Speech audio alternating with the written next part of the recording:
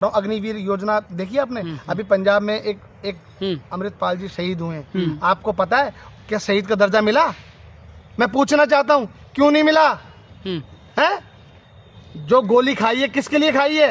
अपने लिए खाई है, देश के लिए खाई है? बताइए आप।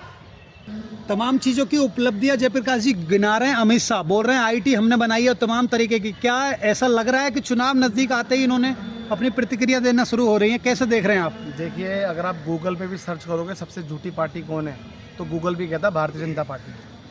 भारतीय जनता पार्टी, अमित शाह, नरेंद्र मोदी जी इतने झूठ बोलते हैं।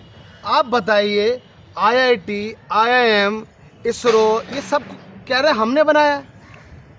कल को बोलेंगे देश भी आज़ाद हमने कराया है। अरे आपने क्या बनाया है? आप बताइए ना। सारा चीज़ अपने पर बोल रहे हैं आप कि ये भी हमने किया है, वो भी हमने किया है। आपने क्या किया है? आपने कुल मिला के 10 सालों के अंदर लोगों को बेवकूफ़ बनाने का काम किया। आपने इन 10 सालों के अंदर युवाओं को भटकाने का काम किया।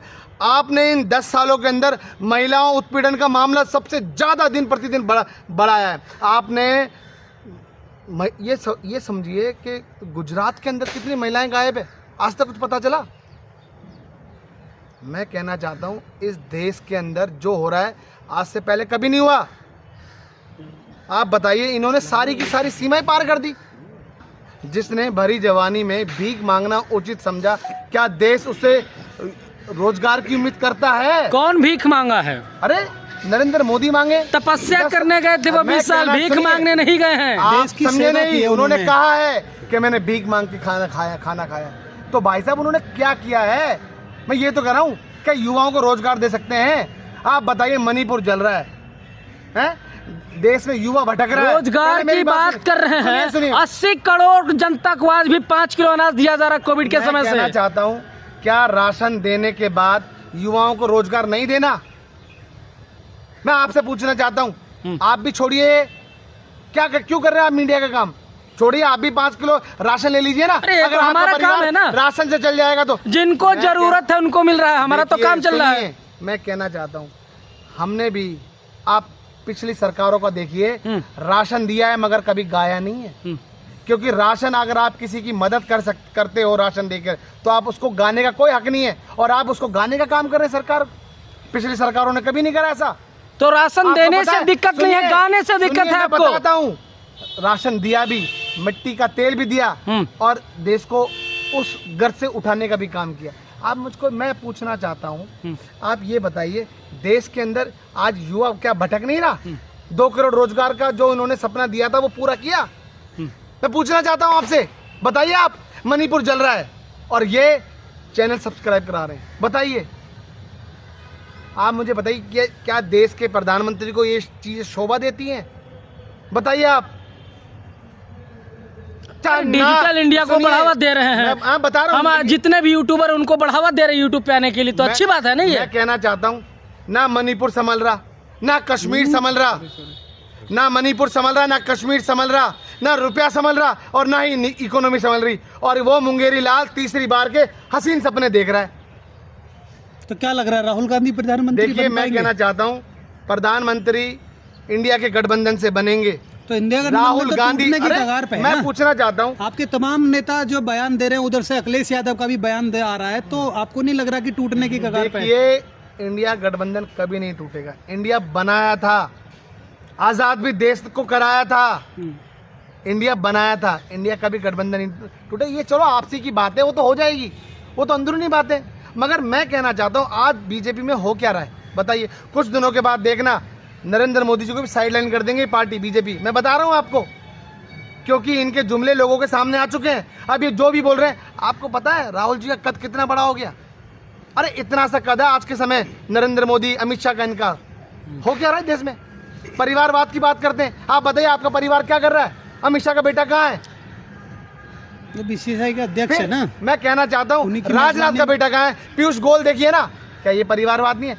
अरे मैं तो आप कहना क्या चाहते हैं? परिवारवाद की बात कर रहे हैं तो प्रधानमंत्री के पेट से ही प्रधानमंत्री पैदा होगा क्या? मैं आपको एक बात, छोटी सी बात बोलना चाहता हूँ, सुनना मेरी बात को। बोलिए। क्या देश में अपनी मेहनत करके जनता को जो मुद्दे हैं, उनको बता के हैं, और किस तरीके से भारत जोड़ो यात्रा चली है।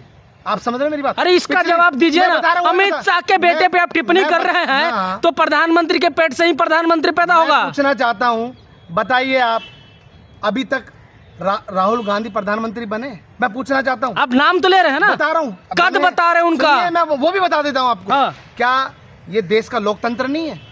ये देश का लोकतंत्र किसने बनाया है? बताइए आप। ये संविधान किसने बनाया है? हर किसी को हक है।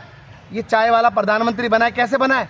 ये लोकतंत्र की वजह से बना है। और मैं पूछना चाहता हूँ, पिछली सरकार के अंदर अगर कांग्रेस पार्टी चाहती, खुद राहुल गांधी जी चाहते, तो प्रधानमंत्री बन सकते नहीं, मगर देश की चुनाव प्रणाली के तहत ही बनेंगे, अगर बनेंगे तो।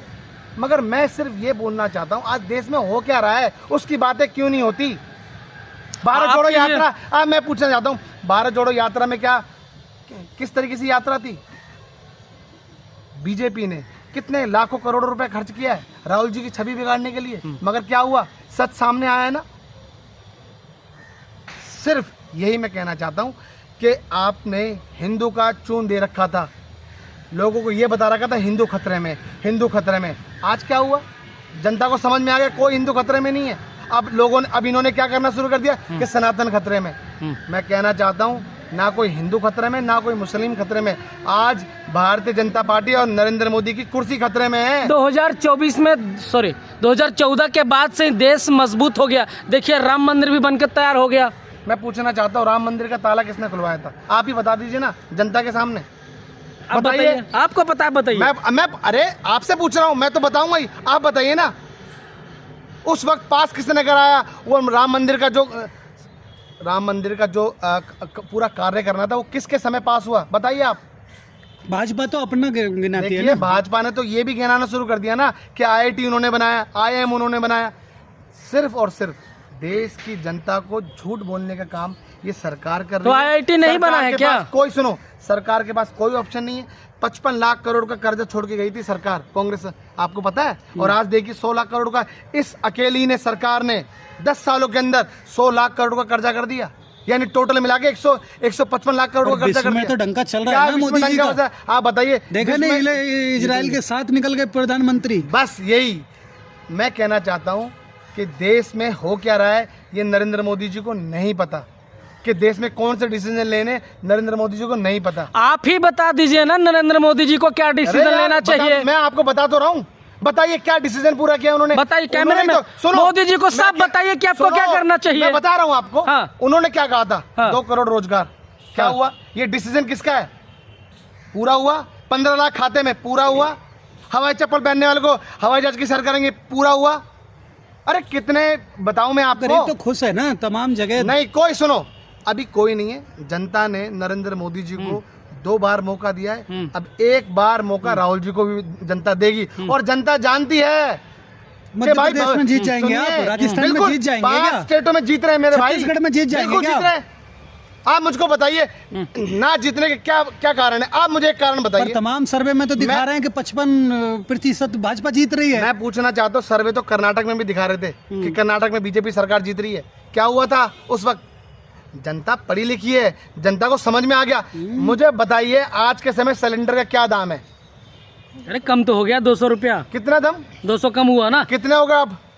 1000 रुपये सिलेंडर का दाम है। जहाँ कांग्रेस की सरकार है वो 500 रुपये का दाम है। चेक कर लीजिए आप। अरे भाई मैं कहना चाहता हूँ, जनता जानती है कि करना क्या है। मैं कह रहा हूँ ओल्ड स्कीम पेंशन जो था, क्या कांग्रेस ने पूरा नहीं करा? अभी बताइए। बीजेपी ने क्या करा? ओल्ड पेंशन बंद कर दी।